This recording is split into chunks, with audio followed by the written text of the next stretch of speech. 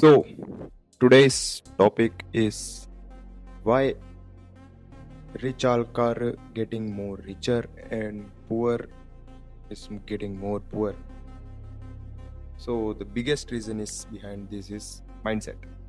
ഞാൻ ഒരു basic example പറഞ്ഞു തരാം. ഞാൻ എൻ്റെ ഒരു റീലിലും പറഞ്ഞിട്ടുണ്ടായിരുന്നു 3 ജനറേഷൻ ഉണ്ടാവും: wealth maker, wealth manager and wealth spoiler. For example ഞാൻ ഒരു മുകേഷ് അംബാനിൻ്റെ എക്സാമ്പിൾ എടുക്കാമെന്ന് വിചാരിക്കും. മുകേഷ് അംബാനിൻ്റെ അച്ഛൻ Dhirubhai Ambani, he is wealth maker. അവരാണ് ഏറ്റവും കഷ്ടപ്പെട്ടിട്ട് വെൽത്ത് ഉണ്ടാക്കിയിട്ടുണ്ടായിരുന്നത്. മുഴുവനും സമ്പാദ്യം, കാശും എല്ലാതും അവരാണ് ഉണ്ടാക്കിയിട്ടുണ്ടായിരുന്നത്. സെക്കൻഡ് ജനറേഷൻ മുകേഷ് അംബാനി, ധീരുഭായ് അംബാനി കഴിഞ്ഞിട്ട് മുകേഷ് അംബാനി വന്നു. മുകേഷ് അംബാനിയാണ് വെൽത്ത് മാനേജർ. അവർ വെൽത്ത് മാനേജ്മെന്റ് ചെയ്തിട്ട് അവർ കുറച്ചും കൂടി കാശ് ഉണ്ടാക്കി. And third generation is Anant Ambani. Anant Ambani is the generation who spoil the all money. അത് എന്തുകൊണ്ടാണെന്ന് ഞാൻ പറഞ്ഞുതരാം. ആദ്യത്തെ ധീരുഭായ് അംബാനി കുറെ കഷ്ടപ്പെട്ടിട്ട് കാശ് ഉണ്ടാക്കിയിട്ട് എല്ലാതും ചെയ്തിട്ട് മുകേഷ് അംബാനിക്കും അവരുടെ ഏട്ടനും അത് കൊടുത്തു. അത് കഴിഞ്ഞിട്ട് മുകേഷ് അംബാനി എന്താ ചെയ്ത്, അവർ ആദ്യത്തെ കാര്യം ധീരുഭായ് അംബാനിയാണ് ഏറ്റവും കൂടുതൽ ഈ കഷ്ടപ്പാട്. ആദ്യത്തെ കാര്യം, നിങ്ങൾ ഒരു കുറെ ലോവർ മിഡിൽ ക്ലാസ്സിലെ ആളാണെന്ന് വെച്ചാൽ നിങ്ങൾക്ക് അതിൻ്റെക്കാട്ടും മീതിക്ക് വരണമെന്ന് വെച്ചാൽ ആദ്യം കുറെ സാധനങ്ങൾ സാക്രിഫൈസസ് ചെയ്യേണ്ടി വരും, കുറെ സാധനങ്ങൾ നോക്കേണ്ടി വരും, കുറെ സാധനത്തിനെ നേരിടേണ്ടി വരും, എല്ലാതും ചെയ്യേണ്ടി വരും. അത് കഴിഞ്ഞിട്ടും നിങ്ങൾക്ക് സക്സസ് കിട്ടണില്ലെങ്കിൽ എന്നാൽ നിങ്ങളുടെ ഉള്ളിൽ എന്തോ കുറവുണ്ട്, അത് ആദ്യം ഡിറ്റക്ട് ചെയ്യണം. സോ ധീരുഭായ് അംബാനി ആദ്യം കഷ്ടപ്പെട്ടിട്ട് സ്ട്രഗിൾ കണ്ടു, കുറെ റേസിസം കണ്ടു, കുറെ സാക്രിഫൈസസ് ചെയ്തു, എല്ലാതും ചെയ്തിട്ട് അവർ കാശ് ഉണ്ടാക്കാൻ തുടങ്ങി. പറഞ്ഞു വെച്ചാൽ ഒരു ജനറേഷൻ അവരുടെ മീതിക്ക് വന്നു, ഒരു സ്റ്റെപ്പ് മീതിക്ക് വന്നു. ആൻഡ് അത് കഴിഞ്ഞിട്ട് മുകേഷ് അംബാനി വന്നു. മുകേഷ് അംബാനി കഷ്ടപ്പെട്ടിട്ട് അതെന്താ വെച്ചാൽ അവരുടെ അച്ഛൻ്റെ പൂവർട്ടി കണ്ടിട്ടുണ്ട്, സ്ട്രഗിൾ കണ്ടിട്ടുണ്ട്, എല്ലാതും കണ്ടതിൻ്റെ കാരണം അവർ കുറച്ചും കൂടി കാശ് മൾട്ടിപ്ലൈസ് ചെയ്തു. പറഞ്ഞു വെച്ചാൽ ആദ്യത്തെ കാര്യം, കാശ് ഉണ്ടാക്കുന്നത് ഒരു സ്കില്ലാണ്, കാശ് മൾട്ടിപ്ലൈ ചെയ്യുന്നത് ഒരു ഡിസിപ്ലിനാണ്. ഇതിന് മീത് രണ്ടോ വേറെ ഡിഫറൻസ് ഉണ്ട് ഏറ്റവും വലുത്. So Mukesh Ambani multiple businesses. Mukesh അംബാനിൻ്റെയും ഈ ജിയോന്റെ എന്തൊക്കെ ബിസിനസ്സസ് ഇല്ല അത് എനിക്ക് പറഞ്ഞിട്ട് ആവശ്യമില്ല, നിങ്ങൾക്ക് തന്നെ അറിയണ്ടാവും. എല്ലാ ബിസിനസ്സസും, എല്ലാ വലിയ വലിയ ബിസിനസ്സസിലും അവരുടെ ഏറ്റവും വലിയ ഒരു റോൾ തന്നെ ഉണ്ട്. പെട്രോൾ ആവാം, ടെലികോം ആവാം, എന്റർടൈൻമെന്റ് ആവാം, ഡ്രിങ്ക്സ് ആവാം, ഫുഡ് ആവാം, എന്ത് വാങ്ങിച്ചാലും ആവാം. അതിലൊക്കെ അവർക്ക് നല്ലൊരു പാർട്ട്ണർഷിപ്പ് ഉണ്ട്. ആൻഡ് നല്ല കാശ് ഉണ്ടാക്കണം മുഴുവനും ഇന്ത്യൻ്റെ ഉള്ളിൽ. Good business man. And third generation is Anant Ambani. അവൻ്റെ ഒരു വാച്ചിന്റെ വിലയാണ് 60 കോടി രൂപ, 60 crores. അപ്പോൾ അതിൻ്റെ കാരണം അവർക്ക് അതെന്തുകൊണ്ടാണ് അങ്ങനെയെന്ന് ചോദിച്ചു വെച്ചാൽ, അവൻ ഇതുവരെ പൂവർട്ടി കണ്ടിട്ടില്ല, സ്ട്രഗിൾ കണ്ടിട്ടില്ല, റേസിസം കണ്ടിട്ടില്ല, ഒന്നും കണ്ടിട്ടില്ല. ഞാനൊരു വീഡിയോ വാങ്ങിച്ച കാണിച്ചു തരാം. ആ വീഡിയോൻ്റെ ഉള്ളിൽ അവൻ്റെ കാട്ടിലും കുറെ മൂത്തൊരാള്, കുറെ പ്രായമുള്ള ഒരാളാണ് അവൻ്റെ യോട്ടിൻ്റെ ഉള്ളിൽ ഒരു ബർത്ത്ഡേ സെലിബ്രേഷൻ ചെയ്യാണ്. ആൻഡ് അതിൻ്റെ ഉള്ളിൽ അയാള് ആ അനന്ത് അംബാനിന്റെ കാല് തൊടാണ്. സോ അവൻ ആദ്യത്തെ കാര്യം, അവന്റെ മുഴുവൻ സറൗണ്ടിങ്ങിൽ അവന്റെ അച്ഛന്റെ കാശിന്റെയും പണത്തിന്റെയും കാരണം അവനെ കുറെ വില വെച്ചിട്ട് മീതിക്ക് കയറ്റി വെച്ചേക്ക. Such like he's good man, he's big man, he's കാശുള്ളവൻ, അതും ഇതും പറഞ്ഞിട്ട് അങ്ങനെ ചെയ്ത് വെച്ചിരിക്കുക. ആൻഡ് അവൻ പൂവർട്ടി കാണാത്തതിന്റെ കാരണം, അവൻ സ്ട്രഗിൾ കാണാത്തതിന്റെ കാരണം, അവൻ റേസിസമും അതൊന്നും ഫേസ് ചെയ്യാത്തതിന്റെ കാരണം അവന് ഒരു സാധനത്തിനും കുഴപ്പമില്ല. അവന് തോന്നുന്നു എൻ്റെ തന്ത കാശ് ഉണ്ടാക്കുന്ന പ്രിന്റ് ചെയ്യുന്ന ആളാണ്, എൻ്റെ അതിൻ്റെ കാരണം എനിക്ക് എത്ര കാശ് വാങ്ങിച്ചാലും ഉണ്ടാക്കിയിട്ട് സ്പോയിൽ ചെയ്യാൻ പറ്റും, എന്ത് വാങ്ങിച്ചാലും ചെയ്യാൻ പറ്റും. So this is the difference, mind സെറ്റിൻ്റെ ഡിഫറൻസ് ആണ്. ആൻഡ് ഇതിൻ്റെ കാരണമാണ് ആൾക്കാർ റിച്ച് ആവണു, ആൾക്കാർ പൂവർ ആവണു.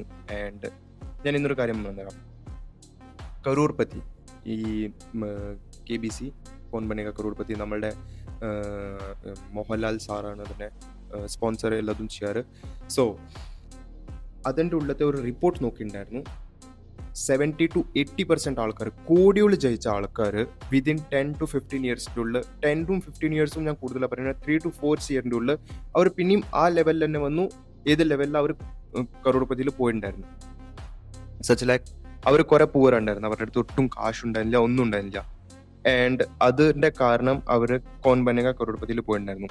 ആൻഡ് അവിടെ അവർ ജയിച്ചു കുറെ കാശ് ജയിച്ചു കഴിഞ്ഞിട്ട് എന്തായ, അവർക്ക് മൈൻഡ് സെറ്റ് ഇല്ലാത്തതിന്റെ കാരണം അവർ അങ്ങനെ ആ കാശിനെ സ്പോയിൽ ചെയ്തു.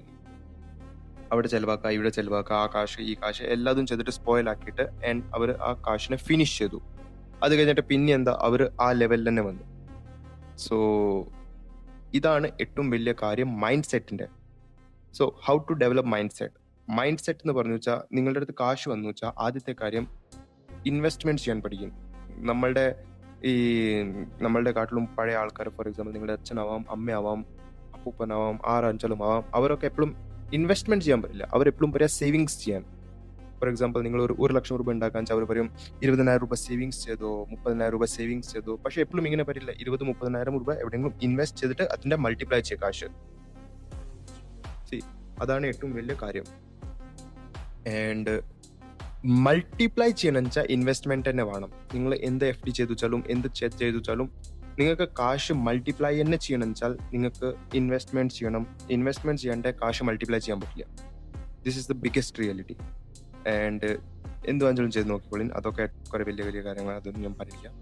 And how to change mindset. First of all, കാശ് സ്പോയിൽ ചെയ്യുന്ന ആൾക്കാർ കുറെ ഉണ്ടാവും നിങ്ങളുടെ അടുത്ത വട്ടത്ത്. ഫോർ എക്സാമ്പിൾ നിങ്ങളുടെ ഫ്രണ്ട്സ് ആവാം, നിങ്ങളുടെ കുറെ അടുത്ത വട്ടത്തെ ആൾക്കാരുമാവാം, ആരായിച്ചാലും അവരുടെയൊക്കെ കാട്ടിലും കുറച്ച് ഡിസ്റ്റൻസ് മെയിൻറ്റെയിൻ ചെയ്യാൻ നോക്കി. ഫോർ എക്സാമ്പിൾ നിങ്ങളുടെ കൂട്ടുകാരൊക്കെ കുറെ കൂടുതൽ കാശ് സ്പോയിൽ ചെയ്യുക, അവരുടെ അച്ഛനും അമ്മയുടെയും കാശ് കുറെ സ്പോയിൽ ചെയ്യുക. ആദ്യത്തെ കാര്യം, കഷ്ടപ്പെട്ടിട്ട് കാശ് ഉണ്ടാക്കിയാൽ സ്പോയിൽ ചെയ്യില്ല. If you are making money with your own courage, with your own talent, with your own skill, then you know how to value money. നിങ്ങൾക്ക് അറിയാം നിങ്ങളുടെ മണീനെ എങ്ങനെ വാല്യൂ കൊടുക്കണം, നിങ്ങളുടെ മണി എങ്ങനെ സ്പെൻഡ് ചെയ്യണം, എല്ലാതും നിങ്ങൾക്ക് അറിയണ്ടാവും. ബട്ട് ഇഫ് യു ആർ പറഞ്ഞു വെച്ചാൽ നിങ്ങളുടെ അച്ഛനും അമ്മയോ കാശ് ഉണ്ടാക്കണം, നിങ്ങളുടെ ആരെങ്കിലും കാശ് തരണം വെച്ചാൽ നിങ്ങൾക്ക് അതിന്റെ വാല്യൂ വരെ ഉണ്ടാവില്ല. നിങ്ങൾ അങ്ങനെ തന്നെ അതിനെ സ്പോയിൽ ചെയ്യും. സോ ആദ്യത്തെ കാര്യം, നിങ്ങൾക്ക് നിങ്ങളുടെ സറൗണ്ടിങ് സർക്കിൾസ് വിടേണ്ടി വരും. സറൗണ്ടിങ് സർക്കിൾസ് വിട്ട് കഴിഞ്ഞിട്ട് നല്ല സാധനങ്ങൾ കൺസ്യൂം ചെയ്യേണ്ടി വരും. For example daily basis money managements and കുറച്ച് മണി മാനേജ്മെന്റ് ടിപ്സ് ഉണ്ടാവും. അതും ഇതൊക്കെ കുറച്ച് നോക്കിയിട്ട് difference between liabilities and assets അതൊക്കെ നോക്കിയിട്ട് കുറച്ചൊക്കെ പറഞ്ഞു വെച്ചാൽ ഏറ്റവും വലിയ കാര്യമാണ് ജീവിതത്തിന്റെ. നിങ്ങൾ എന്ത് സാധനത്തിന്റെ മീതെ ഇൻവെസ്റ്റ്മെന്റ് ചെയ്യണം. ഫോർ എക്സാമ്പിൾ എല്ലാ ആൾക്കാരും പറയും ഈ ഒരു മൈക്ക് ചില ആൾക്കാർക്ക് അസെറ്റ് ആണ്, ചില ആൾക്കാർക്ക് ലയബിലിറ്റി ആണ്. മനസ്സിലായോ?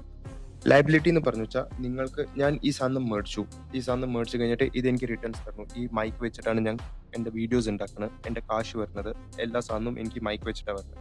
So this is liabilities for me. And കുറച്ച് ആൾക്കാരുണ്ടാവും ഈ മൈക്ക് മേടിച്ചു ജസ്റ്റ് ഫോർ ഫൺ. എനിക്ക് വീട്ടിലൊരു മൈക്ക് വേണ്ടില്ല, അതിന്റെ പറഞ്ഞ മൈക്ക് മേടിച്ചു, അത് മേടിച്ചു, ഇത് മേടിച്ചു വെച്ചാൽ ദാറ്റ് ഈസ് അസെറ്റ്. അതെന്താ വെച്ചാൽ ഇതിന്റെ റേറ്റ് എപ്പോഴെങ്കിലും എന്തായാലും കുറയല്ലോ, ഇതിന്റെ റേറ്റ് കൂടില്ല.